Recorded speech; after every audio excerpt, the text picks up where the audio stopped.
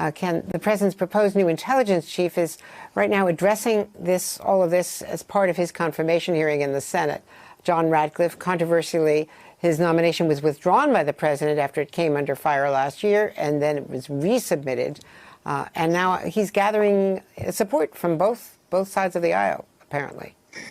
That is correct, Andrea. It does look like Texas Congressman John Ratcliffe will be confirmed, in part because the chairman of the Senate Intelligence Committee, Richard Burr, who had opposed his nomination last summer over those resume puffing concerns, has changed his view and is now supporting him. In part, sources tell me, because he believes that Ratcliffe is better suited for the position than Richard Grenell, the ambassador to Germany, who has no intelligence experience. Ratcliffe has thin intelligence experience. He served on the House Intelligence Committee for a little over a year. He was a U.S. attorney in Texas, and part of the controversy over his resume is that he had said on his website he put terrorists in prison, but NBC News and other news outlets could find no evidence that he ever prosecuted the terrorism case. He's also known as a highly partisan figure who attacked Bob Mueller in the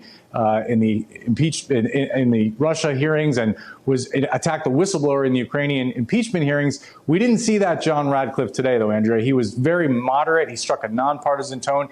He promised to speak truth to power, and he promised that he would put forward intelligence even if President Trump didn't like it, even if it was at risk of his job. He said that over and over, as you would expect someone facing Senate confirmation. The issue of the Wuhan lab did not really come up. He hasn't been briefed on that. But I just want to point out, Andrea, that what Dr. Fauci said doesn't necessarily contradict the idea that the virus occurred in nature, was being studied in the lab, and emerged accidentally. That's a theory that U.S. intelligence is examining. No one has suggested, except perhaps President Trump in a confused comment, that this was a man-made, genetically engineered virus. The theory is that they were studying it, they took it from bats into this lab, and it somehow infected a lab worker and escaped accidentally. That's something U.S. intelligence is looking at, but our sources tell us there is not any kind of conclusive evidence the extent to which Secretary of State Mike Pompeo is describing and President Trump is describing in public. Hey there, I'm Chris Hayes from MSNBC. Thanks for watching MSNBC on YouTube. If you want to keep up to date with the videos we're putting out, you can click subscribe just below me